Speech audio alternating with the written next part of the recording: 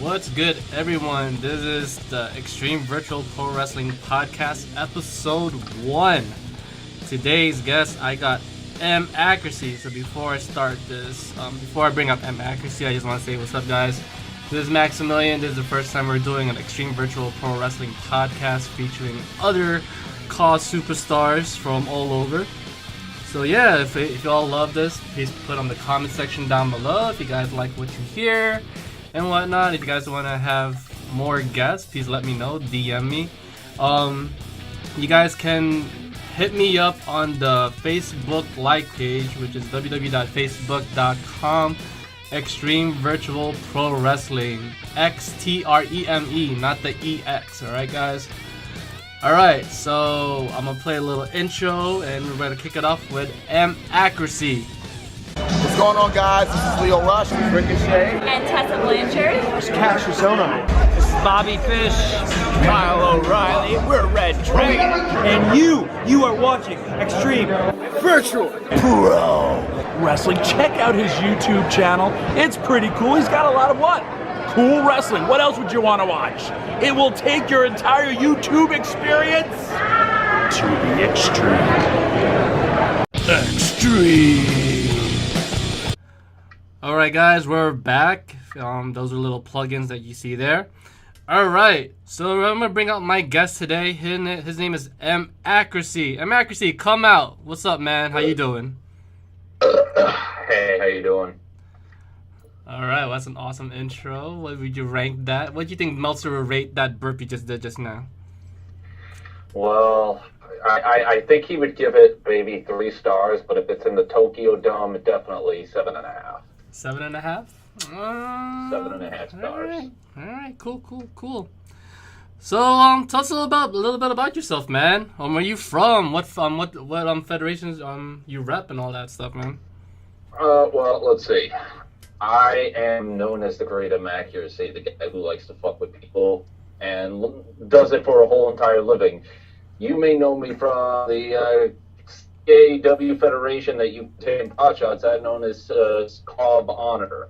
I know you seem to have a little bit of history with them in a negative sense. And trust me, when it comes to the Royal Rumble, that you're going to have the Extreme Rumble, you're going to have to eat those birds sooner or later. So I've wrestled for them. I am part of Caw All-Stars, and I'm also with Eldarado Championship Wrestling, another company that you seem to be on the receiving end of. Very true indeed. So where are you from outside of the other Freds? You're from a place unknown? Yes, I did say I was from New Jersey, the place where you got to pay for literally have to pay for rent or have a roommate. Yes, that's where XVPW's birthplace is from. New Jersey, Jersey City represent. Alright, so if you guys don't know, M Accuracy is from Caw of Honor, Eldarado Championship Wrestling. Those are the guys who've been doing it longer than we have. Big respect to those guys. Keep doing what you're doing. Hopefully we get up there with you guys. Alright, so moving on. How did you come up with the Farnarchist? Where did you get that idea from? Like what gave birth to that, man? Alright, well, I think it's pretty obvious by now that if you've seen any of my work anywhere, you'll know that most of my character inspiration is from Heath Ledger's Joker and a little bit of Bros. So, after I had done a run where I was trying to take tribute into the little Jimmy version of R-Truth, the conspiracy theorist, I decided to go on a rampant run on committing anarchy in the company. But I had always said in my promos that I like to have fun while doing it, and it just somehow, the word fun and anarchy just seemed to mesh well together. So I wanted everyone to know that I'm not just here to commit anarchy just for the sake of it or for a particular message. I like to do it because it just entertains the fuck out of me. True. So you like having fun / messing with people / like just violence and stuff. Like you find fun in violence and anarchy. Farnarchist.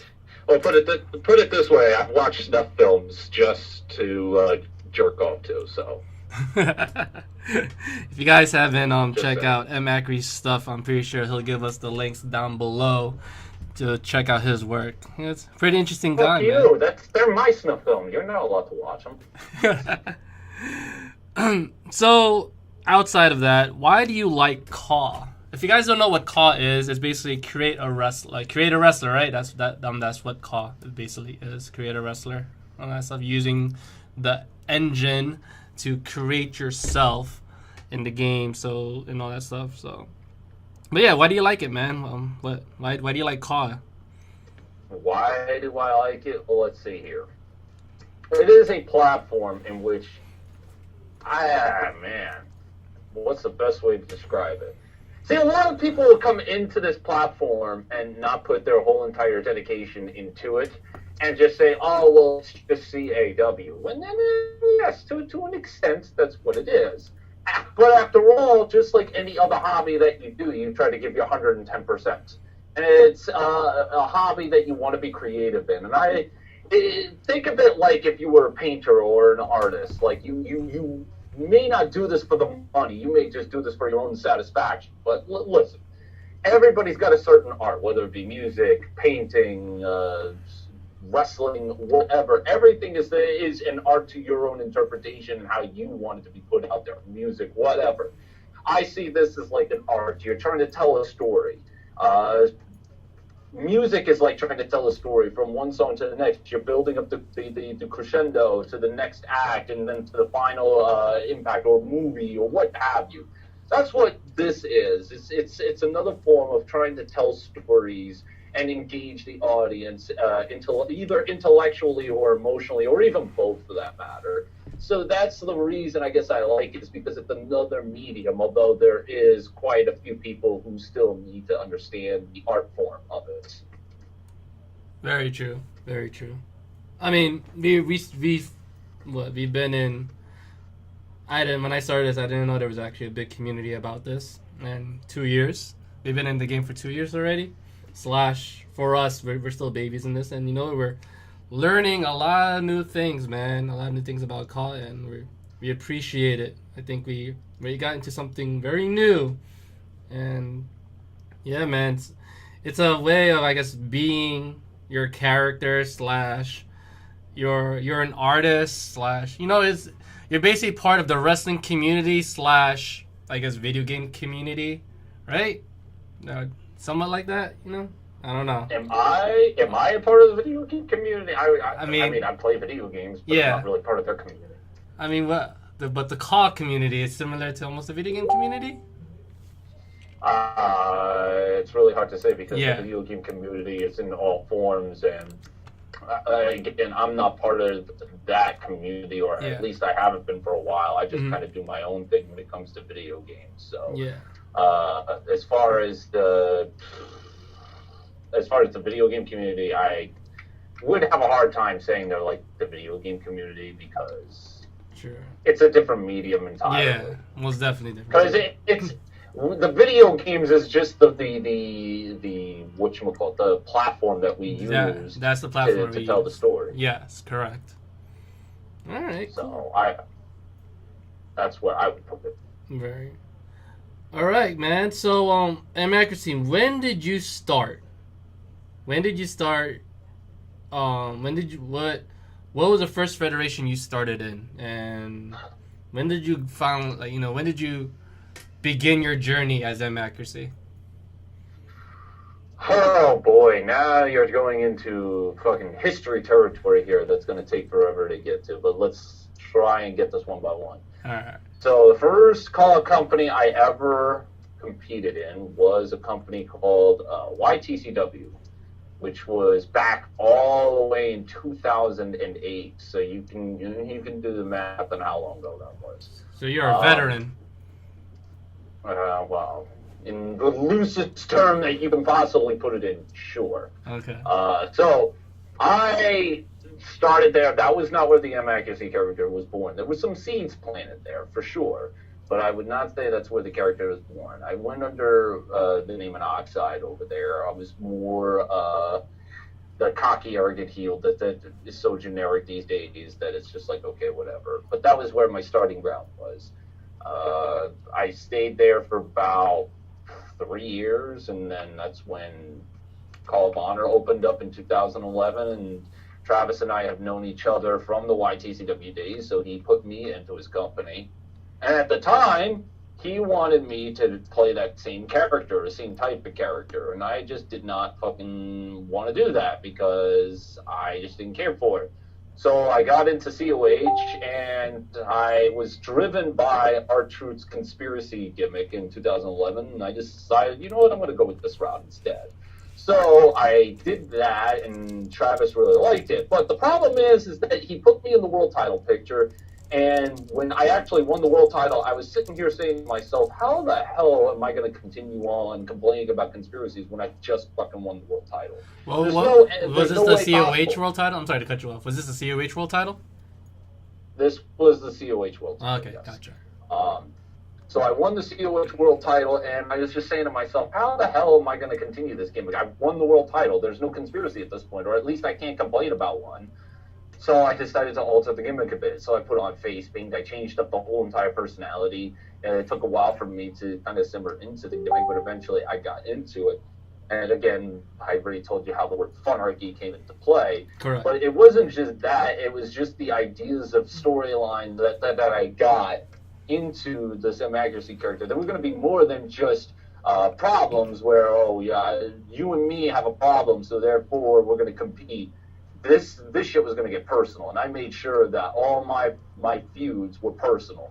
And that's pretty much how the accuracy character that everybody knows to be was born. But now everybody knows the face paintless accuracy. So I would say that came into play when I was a part of a group called The Eradication, which was ran by myself, but I was with Daniel Mars, and his character kind of did the whole Triple H Randy Orton thing, where he kicked me out of the group, and I basically came back as a good guy. And yeah, that's pretty much where it went from there, and that's what we have, is me as an accuracy, and what you see now, the ruggedy guy that goes around. Yeah, ruggedy, raggedy, talking, apparently jerks off to snuff films guy, so. When did you got involved? When did you Karina? Can you give us a little story about Karina? The real story or the kayfabe story? whatever you like to share with the audience, man. Well, the kayfabe story is going to have to hold up. It will be revealed in some time.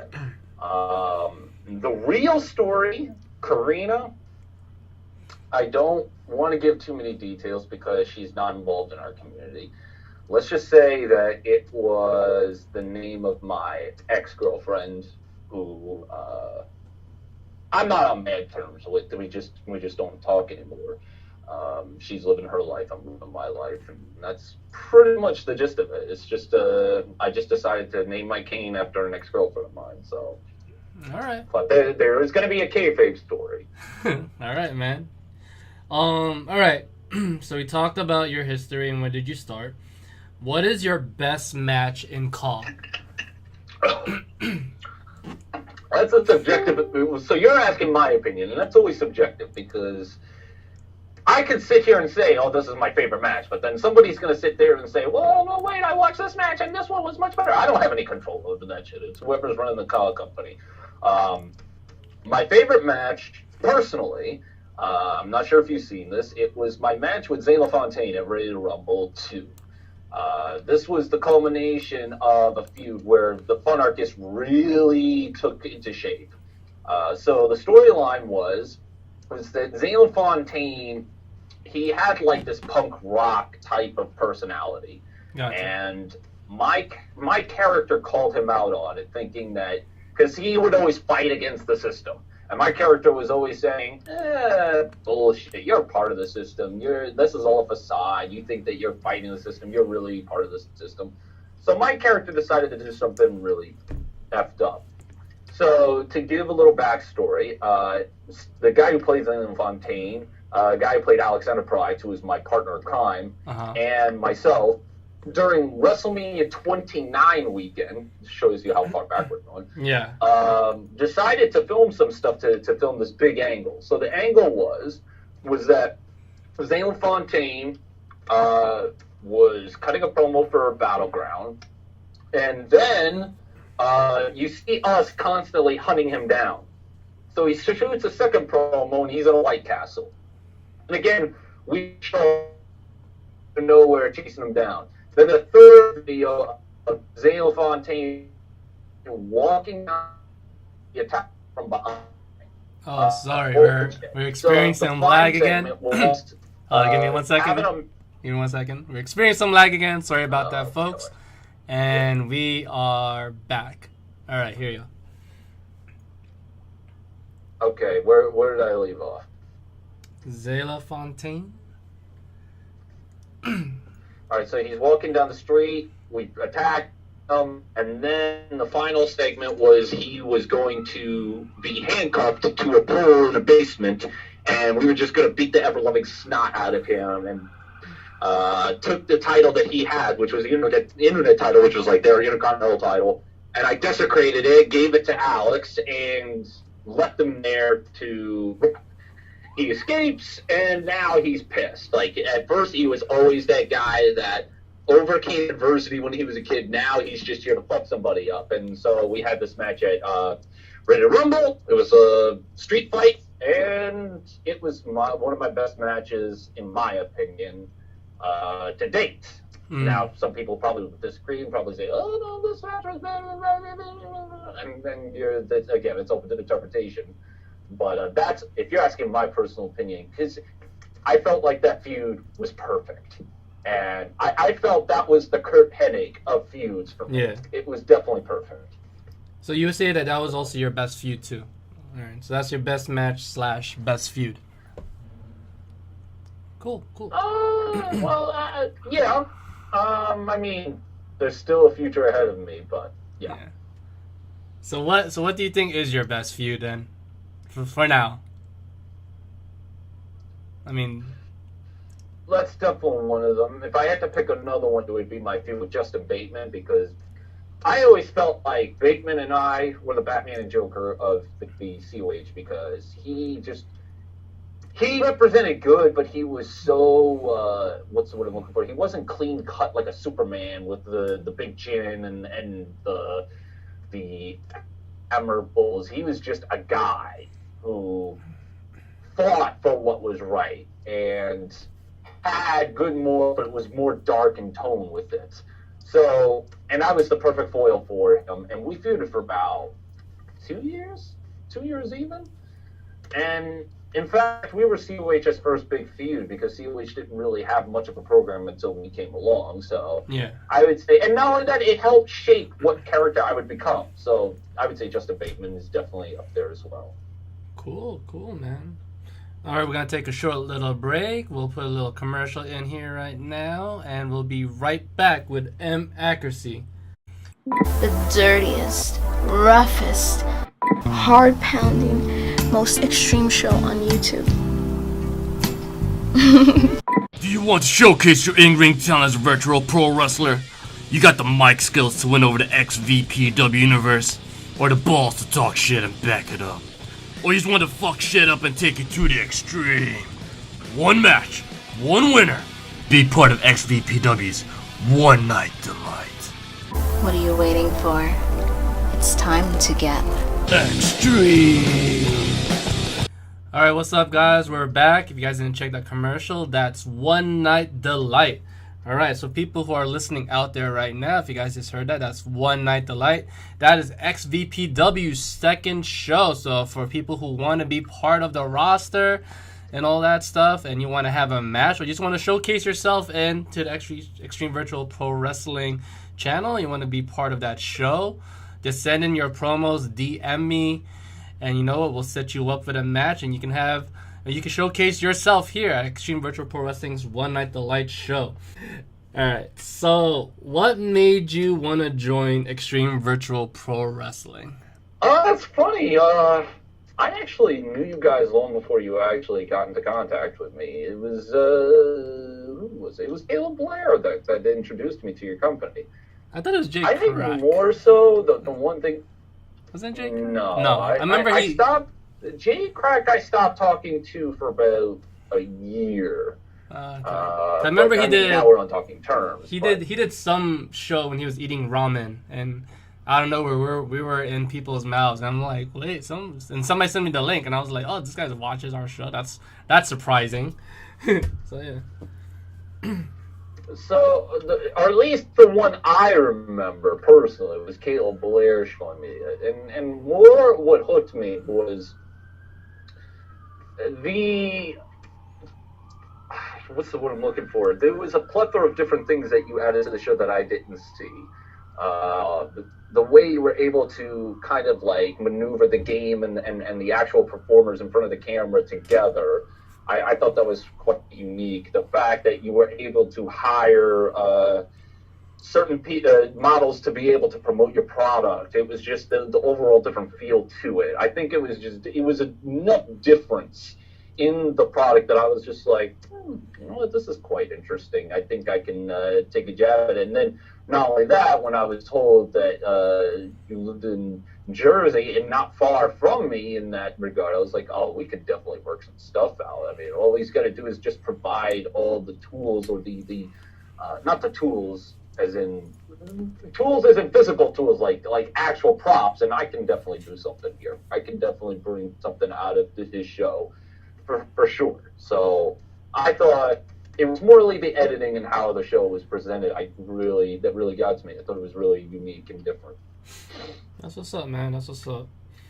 So, do you have what can M Accuracy bring to Extreme Virtual Pro Wrestling?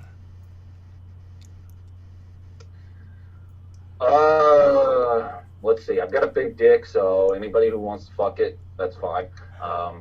Although I am in a relationship, so that's not going to work.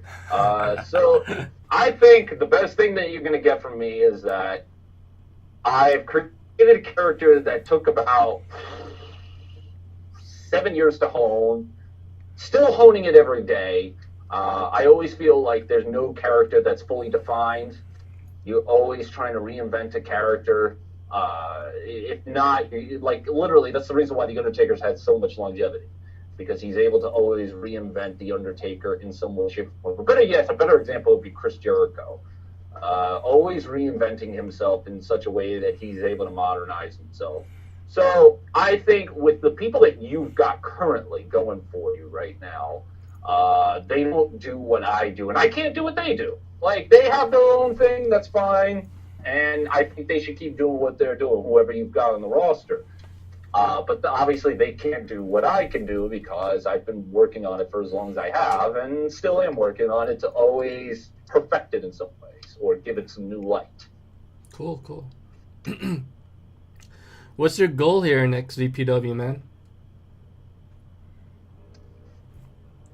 Same goal as any company that I am myself into, Be world which champ? is I'm going to go in there, I'm going to prove to you why. I'm going to come in here, I'm going to prove to all of you why you need to pay attention to me in some way, shape, or form. Why you think why the company should invest their time in me, and why they should entrust me into being able to put a storyline up and then be able to trust in my accuracy to deliver on the goods. So that's always been my goal in any company. Dope. What's your dream match in XVPW? Do you have a dream match? A dream match? Well, I would like to get 5 minutes in the ring with you and be able to, I don't know, beat the snot out of you? I don't know. I don't know, man. COH is my home. I don't know, man. COH is my home, and I'm here to protect my home. I respect that. I may be the heart of XVPW, but I respect that, man. Good shit. All right, man. You have any last words? Any questions you want to ask me? You know what? You can let it all out right now, man. I know people's gonna hear this, especially your family, COH and Eldarado, and all that stuff. Okay. let's let the cat out of the bag. All right, hold up. Before we do this, we're gonna make this a second episode because I know you're gonna get a lot of questions. So you know what? This is an interview with M Accuracy. If you guys want to check out the full podcast, what he's about to ask me, check it out in the next following episode here.